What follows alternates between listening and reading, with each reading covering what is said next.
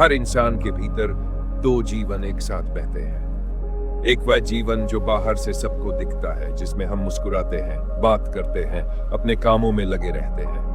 और दूसरा जीवन वह है जो भीतर कहीं गहरे दबा होता है, जो शांत है, मौन है, जो केवल उसी समय बोलता है जब सब कुछ बाहर शांत हो जाता है, जब रातें चुप हो जाती हैं और आंखें बंद होती हैं। यही है हमारा छाया जीवन, शैडो सेल्फ, वह हिस्सा जिसे न सिर्फ दुनिया से बल्कि अक्सर हमने खुद से भी छुपा रखा होता है। ये वही पक्ष है जिसे समाज ने अस्वीकार किया, जिसे हमने डर या शर्म के कारण दबा दिया। परंतु वह भाग हमसे कभी दूर नहीं गया। वह हमारी भावनाओं, हमारे व्यवहार, हमारे निर्णयों में छुपा हुआ लगातार बोलता रहता है। कभी आपने गौर किया है कि कुछ विशेष घटनाएं, कुछ खास रिश्ते, कुछ दर्द या संघर्ष बार बार क्यों लौटते हैं? जैसे कि कोई अदृश्य लहर आपको फिर उसी तट पर फेंक देती है जहां से आपने कभी भागने की कोशिश की थी। वह आपके शैडो की आवाज होती है। शैडो वह नहीं जो बुरा है, बल्कि वह है जिसे आपने देखने से इनकार कर दिया। स्विस मनोवैज्ञानिक कार्ल जंग कहते हैं, shadow is not evil, it is merely everything you have refused to see. Shadow कोई पाप नहीं है, वह बस वही सत्य है जिसे देखना हमने सीखा नहीं। शैडो वर्क आत्मा की उसी यात्रा का नाम है जहां आप खुद को टुकड़ों में नहीं, संपूर्णता में देखने का साहस करते हैं। हम में से अधिकतर लोग सोचते हैं कि वे खुद को जानते हैं, लेकिन क्या आप जानते हैं कि आपका वह डर, वह गुस्सा, वह ईर्ष्या जो आप दूसरों में देखते हैं, वह कहीं ना कहीं आपके भीतर है? शैडो वर्क उस आईने की तरह है जिसमें हम अपने छुपे हुए चेहरे को देखते हैं, उसे पहचानते हैं और फिर उसे अपनाने की प्रक्रिया शुरू करते हैं। ये कोई मनोवैज्ञानिक तकनीक मात्र नहीं है, ये एक आध्यात्मिक साधना है, एक सच्चाई से साक्षात्कार जिसमें आत्मा अपनी खोई हुई ऊर्जा को वापस बुलाती है। प्राचीन ग्रंथों में इसे अविद्या कहा गया, वह अंधकार जो आत्मा को अपने सत्य से अलग करता है। मिस्र की संस्कृति में शैडो को खाबित कहा गया और माना गया कि मृत्यु के बाद आत्मा को अपनी शैडो का सामना करना होता है, तभी वह अगले चरण में प्रवेश कर सकती है। आज की दुनिया में हम शैडो को नकारने में लगे हैं। हम कहते हैं सिर्फ पॉजिटिव सोचो, नेगेटिव को इग्नोर करो, लेकिन शैडो को दबाने से वह समाप्त नहीं होती, वह और गहरी होती जाती है और फिर वह ट्रिगर्स के रूप में, आदतों के रूप में हमारे फैसलों में लौटती है। हर बार जब आप भावनात्मक रूप से रिएक्ट करते हैं, हर बार जब कोई रिश्ता आपको अंदर से तोड़ देता है, हर बार जब आप खुद को उसी मोड़ पर पाते हैं, वह शैडो का संदेश होता है। शैडो वर्क का पहला चरण है इसे समझना, जानना कि शैडो होती क्या है। शैडो सिर्फ आपकी बुराइयां नहीं है, यह आपकी अनदेखी अच्छाइयां भी हो सकती है। आपकी छुपी रचनात्मकता, दबा हुआ आत्मविश्वास, आपकी असली आवाज जो कभी किसी अनुभव के कारण बंद कर दी गई थी। जब एक बच्चा सच बोलता है और उसे डांट दिया जाता है, तब वह अपनी आवाज को दबा देता है।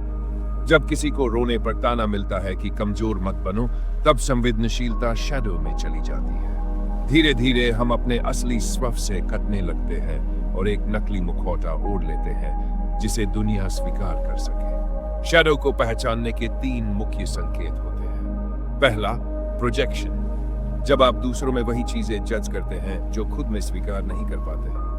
उदाहरण के लिए, अगर किसी का गुस्सा आपको बहुत असहज करता है, तो हो सकता है अपने गुस्से को शैडो में दबा रखा हो। दूसरा संकेत है रिपीटेड इमोशनल पैटर्न्स, वही गलती, वही दुख, वही असफलता बार बार लौटना, ये शैडो का चक्र है। तीसरा है ट्रिगर्स, छोटी छोटी बातों पर अत्यधिक भावनात्मक प्रतिक्रिया, उफ जैसे कोई घाव जिसे हल्के से छूने पर भी दर्द हो। शैडो वर्क का मतलब है इन भावनाओं की जड़ तक जाना। जैसे जैसे आप अपने जीवन में ऊपर उठने की कोशिश करते हैं, शैडो आपको पीछे खींचने लगती है। ये पुराने दुख, अपराधबोध, शर्म, बचपन की कहानियां, सामाजिक धारणाएं, ये सब ऊर्जा के एंकर बन जाते हैं। इन्हें हम शैडो कर्मा कह सकते हैं। शैडो कर्मा के 5 स्तर होते हैं। पर्सनल कर्मा, जिसमें आप खुद को बार बार नुकसान पहुंचाते हैं। इंटरपर्सनल कर्मा, जिसमें आप बार बार ऐसे रिश्ते चुनते हैं जो आपको चोट देते हैं। एंसेस्ट्रल कर्मा, जिसमें पीढ़ियों से चली आ रही कहानियों की पुनरावृत्ति होती है। सोसाइटल कर्मा, जिसमें समाज की शर्तें शैडो बन जाती है, जैसे लड़के रोते नहीं। और आर्केटाइपल कर्मा, जो सपनों, प्रतीकों और रहस्यमय अनुभवों में प्रकट होता है। अब बात करते हैं शैडो वर्क की प्रक्रिया की। सबसे पहला कदम है शैडो को आमंत्रित करना। शांत बैठ जाए और कहिए, मैं तुम्हें देखने के लिए तैयार हूं। एक्टिव इमेजिनेशन के जरिए शैडो से संवाद करें। दूसरा कदम है शैडो जर्नलिंग। हर दिन खुद से यह पूछिए, आज मुझे किन बातों पर शर्म आई, मैंने किसे जज किया। तीसरा तरीका है मिरर वर्क। आईने में खुद की आंखों में देखिए और कहिए, मैं तुम्हें स्वीकार करता हूं। शैडो को नाम दीजिए, जैसे डरा हुआ बच्चा, गुस्सैल मैन। इससे पहचान बनती है और हीलिंग शुरू होती है। चौथा है फॉरगिवनेस रिचुअल्स।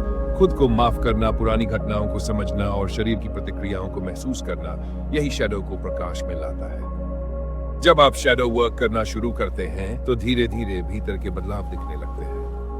आपके रिश्तों में गहराई आती है, क्योंकि अब आप दूसरों को जज नहीं करते बल्कि समझते हैं। आपके भीतर एक शांत स्वीकृति आती है। आप खुद के साथ बैठ सकते हैं, बिना भागे, बिना डर के। आपकी ऊर्जा बदलती है, मैनिफेस्टेशन की शक्ति बढ़ती है। आपकी वाइब्रेशन अब क्लियर होती है, क्योंकि शैडो की बाधाएं हट चुकी होती है। और सबसे सुंदर उपहार होता है इमोशनल मास्टरी। अब आप ट्रिगर नहीं होते बल्कि उनसे सीखते हैं। शैडो वर्क जादू नहीं है, लेकिन यह जादू की तरह काम करता है। जब आप अपनी सबसे डरावनी शैडो को गले लगाते हैं तो वही आपकी सबसे बड़ी ताकत बन जाती है। गुस्सा जुनून बनता है, लालच समर्पण में बदलता है, डर संवेदनशीलता बन जाता है। यह है इनर एल्केमी, भीतर का रूपांतरण, जहां जहर अमृत बनता है, जहां अंधकार प्रकाश में बदलता है। अगर आप यहां तक पहुंचे हैं तो आप साधक हैं। आपने अंधेरे से भागने के बजाय उसे देखने का साहस किया है। अब सिर्फ शैडो से गले मिलने का एक कदम बाकी है। बस अपने भीतर कहिए, मैं तैयार हूं खुद को अपनाने के लिए। आर्व और उसका परछाई वाला सच। आर्व एक शांत और गंभीर स्वभाव का व्यक्ति था। बाहर से वह सफल दिखता था, एक अच्छी नौकरी, परिवार की इज्जत और समाज में एक साफ छवि। लेकिन उसके भीतर एक अजीब सी बेचैनी थी, जैसे कोई अधूरी बात उसे भीतर ही भीतर खाए जा रही हो। रातों में अक्सर वह बिना वजह जाग जाता था और कभी कभी गुस्से में ऐसा फट पड़ता कि बाद में खुद को कोसता रहता। एक दिन एक आध्यात्मिक शिविर में उसे शैडो वर्क के बारे में बताया गया। गुरु ने कहा, तुम्हारी सबसे बड़ी आजादी तब आएगी जब तुम अपनी ही परछाई को पहचानोगे और उसे प्रेम से स्वीकार करोगे। शिविर के बाद आर्व ने खुद से सवाल करना शुरू किया, मुझे किन बातों से डर लगता है? मैं किन चीजों को हमेशा दूसरों में गलत ठहराता हूं? मेरे भीतर क्या वो हिस्सा है जिससे मैं नफरत करता हूं? धीरे धीरे उसकी परतें खुलने लगी। उसे याद आया कि बचपन में उसके पिता बहुत कठोर थे। छोटी छोटी गलतियों पर उसे डांटा जाता था, मार भी पड़ी थी। उसने तब से अपने अंदर यह मान लिया था कि भावनाएं कमजोरी है, और अगर किसी ने तुम्हारे दर्द को जाना तो वो तुम्हें तोड़ देगा। इसलिए उसने अपनी भावनाएं दफन कर दी, गुस्सा, डर, दुख, अपराध बोध सभी। लेकिन अब शैडो वर्क करते हुए उसने इन दबी भावनाओं को बाहर आने दिया। वह हर दिन अपने अंधेरे पक्ष से बात करता, उसे स्वीकार करता। उसने अपने बचपन के उस डरे हुए बच्चे को भीतर बुलाया और कहा, मैं अब तुम्हें छिपाऊंगा नहीं, मैं तुम्हारा साथ दूंगा। धीरे धीरे उसका गुस्सा शांत होने लगा, नींद बेहतर होने लगी, रिश्तों में समझ और संवेदनशीलता आ गई। उसने देखा कि वह जितना अपनी परछाई को अपनाता गया उतना ही हल्का और शांत होता गया। अब आर्व दूसरों की भावनाओं को भी गहराई से समझने लगा था, क्योंकि उसने खुद की सच्चाई से मुलाकात कर ली थी। इस कहानी से यह सीख मिलती है कि शैडो वर्क कोई डरावना या अंधकार में सफर नहीं, बल्कि आत्मा की रोशनी तक पहुंचने का एक जरूरी रास्ता है। जब हम अपनी सबसे छुपी हुई कमजोरियों और घावों को स्वीकार कर लेते हैं, तभी हम सच में स्वतंत्र हो पाते हैं। अगर इस पूरी यात्रा ने आपके भीतर कुछ हिलाया है, अगर आपने भी अपनी किसी शैडो को महसूस किया है, तो यही आपकी चेतना की पहली दस्तक है। याद रखिए, अंधकार को समझे बिना हम प्रकाश को पूरी तरह नहीं जान सकते। शैडो वर्क आत्मा का वह गुप्त द्वार है जहां से भीतर की रोशनी निकलती है। इस यात्रा को यहीं मत छोड़िए। हर दिन खुद से थोड़ा और ईमानदार बनिए, थोड़ा और गहराई में जाइए, क्योंकि जब आप खुद को पूरी तरह स्वीकार कर लेते हैं, तब ब्रह्मांड भी आपको पूरी तरह स्वीकार करने लगता है। अगर आपको यह अनुभव सार्थक लगा हो तो इस ऊर्जा को फैलाइए। इस वीडियो को लाइक करें, अपने आत्मीय लोगों के साथ साझा करें और दिव्या चेतना चैनल को सब्सक्राइब करना न भूलें। यहाँ हम हर बार आपको आपकी आत्मा से जोड़ने वाली यात्राओं पर लेकर चलते हैं। अगली बार फिर मिलेंगे एक नई चेतना, एक नए रहस्य और आत्मा के एक और पहलू के साथ। तब तक अपने भीतर झांकते रहिए और दिव्य चेतना के साथ इस चेतन यात्रा को आगे बढ़ाते रहिए।